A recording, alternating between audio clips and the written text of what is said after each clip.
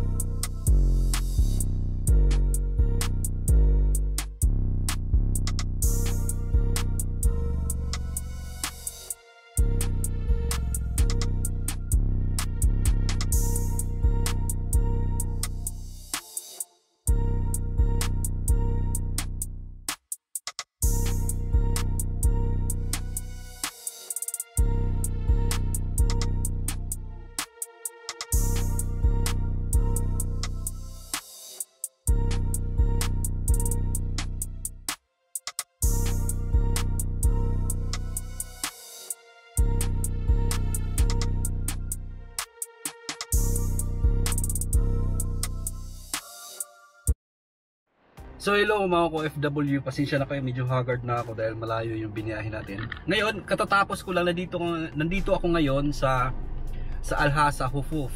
Ngayon mga OFW, natapos ko na ang aking pag-process ng police clearance dito sa Saudi Arabia. So ibig sabihin, ito po ang last na procedure na gagawin po natin pag kumuha tayo ng police clearance dito sa Saudi Arabia ay sa embassy. Mag-uumpisa po kayo sa embassy at magtatapos din po kayo sa embassy. So hindi pa nga ako nakaalis, katatapos lang talaga, medyo natagalan ako, medyo natagalan ako dahil meron akong na-miss na isa, yung pag-translate. Kasi hindi ko na naisipan magpa-translate kasi yung police clearance na provided ng Saudi ay mayroong ng translation sa kabila. Nangyari mga OFW, ay nagahol na po ako sa oras. Kaya nagmamadali pa ako, hindi ko pa kabisado dito sa Hufuf. Kaya naghanap ako, naghumingi ako ng tulong doon sa mga volunteers sa Embassy on Wheels na kung saan pwedeng makapag-translate. So nagpa-translate ako. So yun, umabot naman. Ako yung pinakahuling in-entertain ditong kasi kung hindi ko nakaabot mga OFW ay kung hindi nila inalaw, kung hindi nila ako binigyan ng consideration, ay babiyahe talaga ako ng Riyadh, which is mas malayo yun. 2 hours lang biniyahe ko dito from my place. Kung babiyahe ako ng Riyadh is 5 hours. So medyo medyo mahirap na para sa akin kasi may trabaho pa, di ba? So yun mga OFW dito, bago ako aalis ngayon, babalik doon sa bahay ko, doon sa Alcovar, ay isi-share ko sa inyo kung paano mag-process ng police clearance dito sa Saudi Arabia. Ang sasabihin ko ay based on my experience lang mga OFW. Dito ako sa Eastern Province. Hindi ko alam kung anong proseso dyan sa Riyadh, sa Jeddah, or sa iba't ibang lugar ng Saudi Arabia. Basta ang sasabihin ko mga OFW, yung experience ko at nakakuha naman ako ng police clearance, no? So ganito mga OFW. So yun nga mga OFW, inayos ko lang yung camera. Pasensya na kayo ha. At medyo haggard ako. Hindi pa ako naliligo eh. Maaga kasi ako umalis kanina para makahabol lang kasi half day lang kasi ang Embassy on Wheels. Ano po? So ito po yung mga procedure sa pagkuha po ng tanggalin ko lang yung face mask. Sa pagkuha ng police clearance dito sa Saudi Arabia. Unang-una mga OFW, mga OFW ay pupunta po kayo sa embassy. Kung nandyan po kayo sa Riyadh, mas madali kasi accessible sa inyo yung embassy dyan. So pag dito sa Eastern or sa ibang lugar pa ng Saudi Arabia na walang embassy, ay i-check nyo po sa website ng embassy natin sa Riyadh, official website. Malalaman po ninyo doon kung ano yung mga schedule at kung saan yung mga schedule ng Embassy on Wheels, yung EOW. So ang unang-una mga OFW sa pagkuha ng police clearance, number 1, kailangan nyo po ang endorsement letter galing po sa embassy. So yun, alamin nyo na lang po kung mayroong mga schedule na embassy dyan sa inyo, Embassy on Wheels sa inyong mga lugar dyan sa kung saan man po kayo. Kailangan po yan mga OFW dahil hindi po kayo i-entertain ng police headquarters kung wala po kayong endorsement letter. Ngayon ang binayaran ko po dyan mga OFW ay 140. Expedite na po yun. Pero hindi lang tayo basta 140, which is ang official niyan is 100 lang dapat. So 140 para maging expedite lang yung ma-expedite yung yung process. Pag meron na po kayong endorsement letter, ang gagawin niyo po mga OFW, kailangan niyo po yan pa-stamp sa MOFA. Okay, Ministry of Foreign Affairs dito po sa Saudi Arabia. So paano pag kuha ng stamp sa MOFA?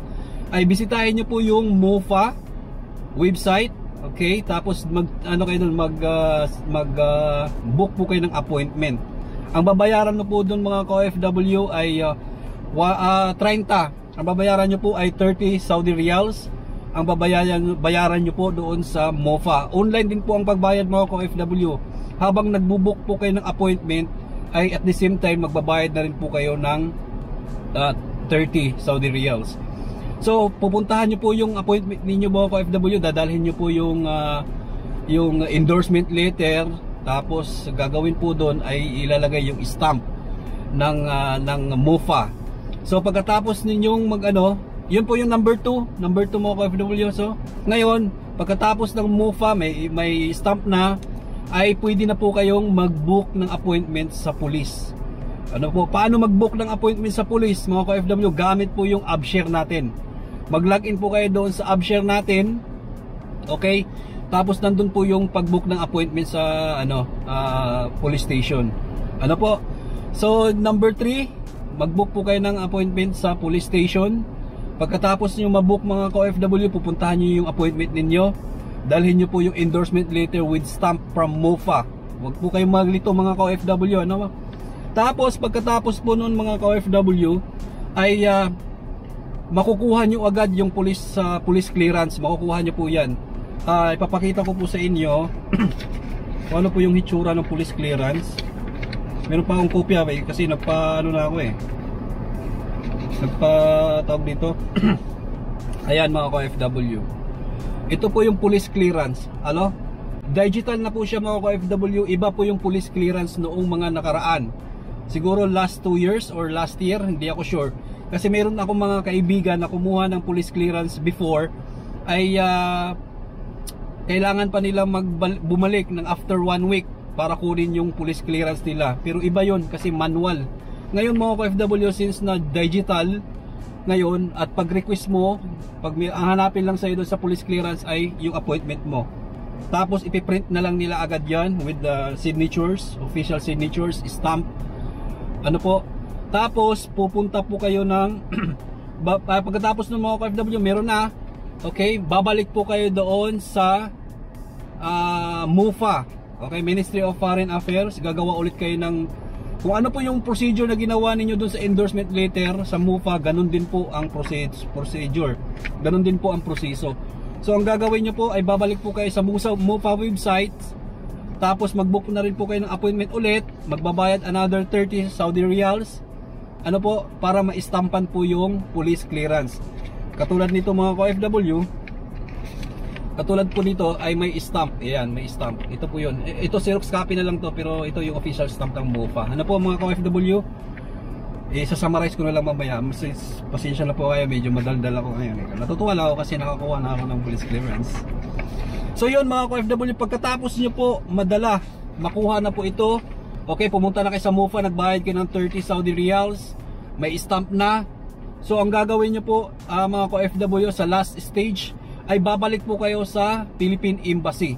Ano po, sa mga kapwa natin OFW dyan nasa Eastern, alamin nyo rin po kung saan po ang Embassy on Wheels, kasi mas matipid po yun sa oras pag meron pong naka-schedule na Embassy on Wheels sa atin sa Eastern Province, kasi hindi na tayo babiyahe ng Riyadh. Tapos mga ka-OFW, ang validity nito mga ka-OFW ay 1 month lang. So ibig sabihin dapat ay ma-authenticate na ito ng Philippine Embassy para maging valid siya ng 5 years.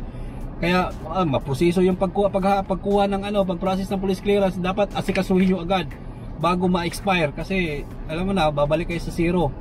So ang nangyari sa akin mga ka-OFW ay kaya nandito ako ngayon sa Hofof, 2 hours away from my place sa Al-Kubar. Bumiyahe ako mag-isa dito sa Hofof. Meron akong appointment sa Riyadh, kaso lang sinubukan ko lang pumunta dito. At ang kagandahan lang po sa mga volunteer dito mga ka-OFW ay hindi masyadong mahigpit. Pinayagan nila akong pumasok kahit ang schedule ko ay February 6 sa Riyadh mismo. So nagbakasakali lang ako pumunta dito, at sinabi ko lang na may schedule po ako sa Riyadh bukas, pero nalaman ko na may Embassy on Wheels dito. Nagbakasakali lang po ako kung papayagan ninyo. Pumayag naman po mga ka-OFW, nakapasok ako, nakaprocess ako. So ito mga ka-OFW, di po ba makikita nyo English, Arabic. Alright? Okay, nung nagpasok ako dito sa Embassy on Wheels, ay hinanapan po ako ng translation. Okay? So syempre, bilang tao, bilang OFW, nagtanong na rin ako na, ma'am, mayroon ng English translation dito.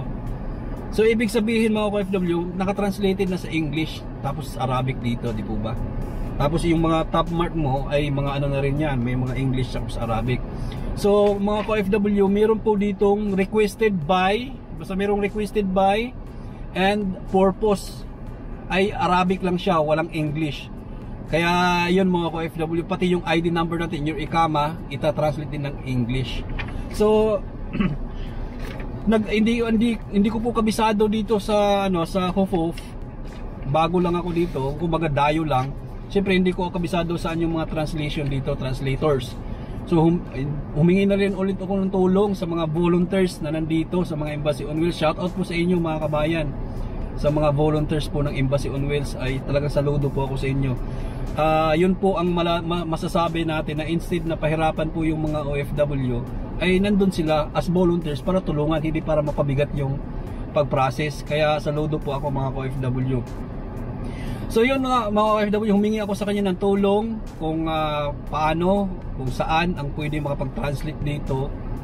Ay binigyan nila ako ng location ng official na translator dito. Tapos kinuha ko yun, tapos bumiyahe ako 4 minutes away dito sa location ng Embassy on Wheels. Kaya nagpa-translate ako mga ka-OFW. Ayan, pinatranslate ko na lang lahat para wala nang masabi, para hindi na tayo pabalik-balik. So hello mga ka-OFW, welcome back po. At ngayon nga mga ka-OFW, dito na tayo sa ating tahanan. Nakarating po tayo ng payapa sa ating bahay no, after 2 hours of drive. Ay masyadong sunstorm, kaya inabot ako ng 2 hours and 30 minutes ang biyahe mga ka-OFW. So yun nga mga ka-OFW, sana malinaw po yung malinaw po yung tawag dito, yung pag-explain ko how to get police clearance here in Saudi Arabia. Kung naguguluhan po kayo mga ka-OFW, pwede po kayo mag-comment at sasagutin po natin yan mga ka-OFW. Kahit pag may nakita tayong mga nagtatanong, sasagutin po natin yan. So yun nga mga ka-OFW. Speaking of police clearance mga ka-OFW, meron akong i-share sa inyo. So sa mga may plano lang naman, so mga may plano, katulad ko may plano. So may plano po akong maghanap ng ibang work. If merong chance sa ibang bansa like Canada, New Zealand, Australia. Kaya isa yan sa mga dahilan kung bakit ako kumuha ng police clearance. Speaking of ibang bansa mga OFW, meron po tayong isang kapwa OFW na nagtatrabaho ngayon sa Quebec, Canada.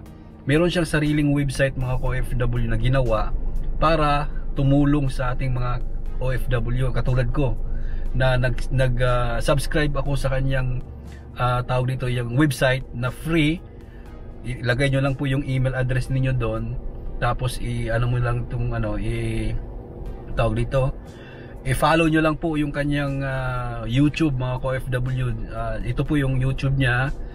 Tapos diyan niya i-explain kung ano po yung mga magandang mga program, mga magandang program na currently available po para sa Canada. So i-grab nyo yan mga ka-OFW. Katulad ko, walang alam. Nung nakita ko yung video niya at naliwanagan ako at nagka-interest ako mga ka-OFW. So yun, binisita ko yung website niya. Tapos nag-enter ako ng email ko doon. Tapos bigla siyang nag-response. Very active siya mag-response mga ka-OFW. At nakausap ko nga to.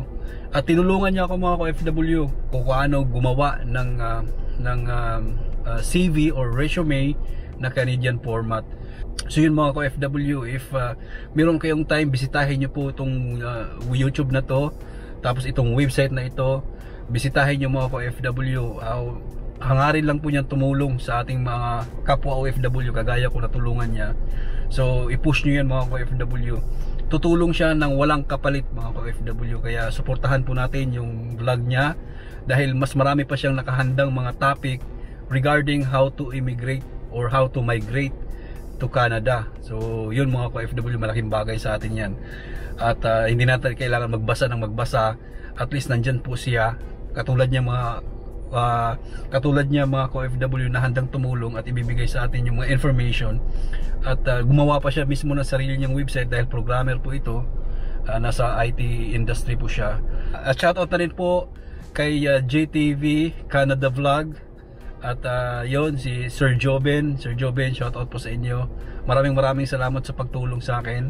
At yun mga ka-OFW, bisitahin niyo po siya. Mag-enter kayo ng email niyo. Tapos siya po ang mag-a-assist sa inyo mga ka-OFW kung paano mag-apply sa mga trabaho dyan sa Canada ang available. At tutulungan niya po kayo mga ka-OFW. Hands-on siya masyado sa pagtulong. Kaya ako na mismo naiiya nga eh. Pero yun mga ka-OFW, dyan ko natatapusin. Maraming salamat po. At mag-iingat po kayo mga ka-OFW kung saan man kayo naroroon. Paalam.